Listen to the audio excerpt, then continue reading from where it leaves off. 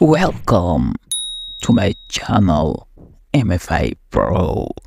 Alors, nous allons expliquer méthodologie du commentaire philosophique. Le commentaire philosophique est un exercice qui porte sur un extrait de texte. Comme son nom l'indique, il s'agit de commenter ou d'expliquer un texte pour le rendre clair, compréhensible, accessible et explicite. L'exercice du commentaire est généralement précédé de la mention. Expliquer puis discuter le texte suivant. Le commentaire est composé de 3 parties qui sont l'introduction, le développement et la conclusion. D'abord, l'introduction doit être constituée de 4 étapes: le thème, la problématique, la thèse et le plan. Le thème d'abord.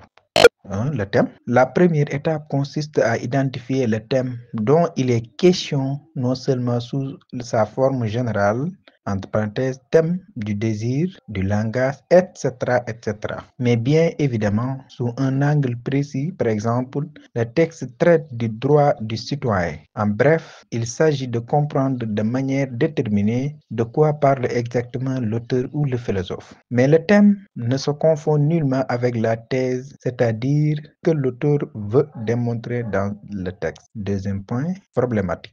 Le problème désigne la difficulté centrale soulevée par un texte.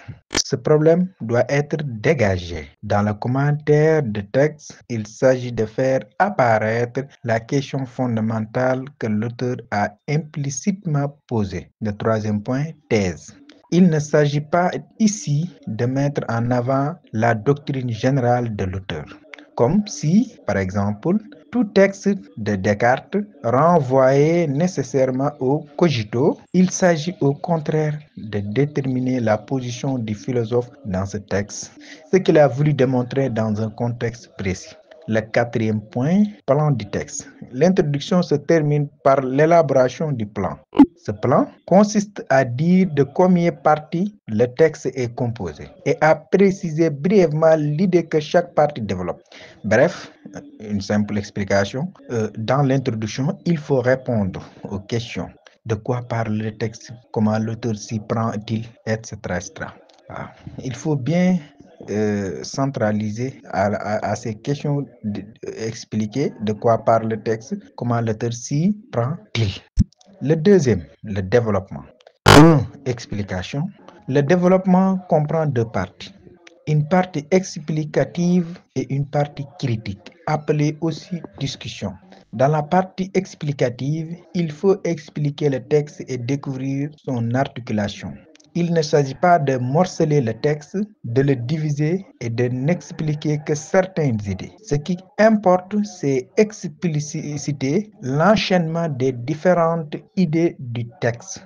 Il faut suivre l'ordre du texte et construire les différentes parties du développement en fonction des parties du texte. L'élève doit définir les concepts fondamentaux du texte, les expliquer et les souligner l'enchaînement et tel concept avec tel auteur, ou bien tel texte avec tel autre. En résumé, l'élève doit dégager l'articulation des concepts ou idées les unes par rapport aux autres. Dans cette partie, il doit rester enfermé dans le texte et de ne pas en sortir. Le deuxième point, partie critique ou discussion. Donc, ici, l'explication doit être suivie d'une discussion, forcément. C'est le lieu d'une véritable réflexion personnelle. Autant dans l'explication, on s'attache au texte pour l'éclaircir. Autant dans la partie critique, on doit laisser libre cours à son opinion personnelle, mais il faut bien s'entendre sur le sens du mot critique. Que peut donc signifier une critique? La critique d'un texte ne saurait être réfutation, comme certains le croient. La réfutation désignant l'action par laquelle on repousse un raisonnement ou une argumentation en prouvant sa fausseté. Critiquer, ce n'est pas détruire, mais analyser et évaluer le texte. En effet, tout texte philosophique pose un problème fondamental.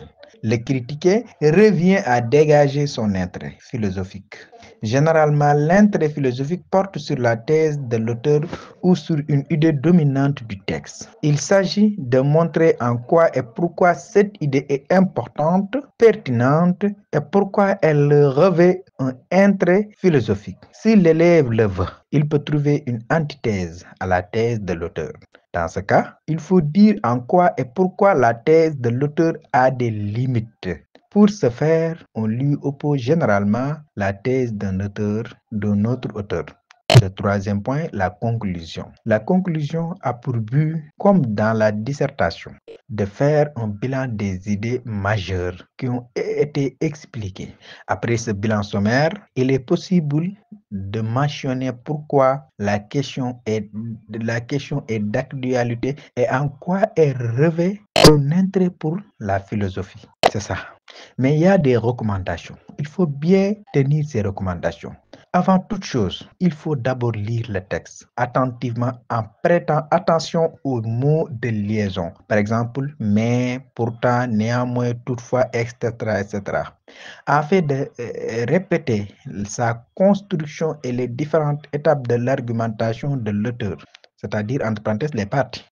Soulignez les mots et les expressions essentielles. Ne précipitez pas surtout la lecture du texte, car souvent on croit le comprendre alors qu'en réalité il n'en est rien. Méfiez-vous des textes en apparence simples. Souvent ils contiennent des pièges. Enfin, repérez les exemples contenus dans le texte afin de les expliquer soigneusement.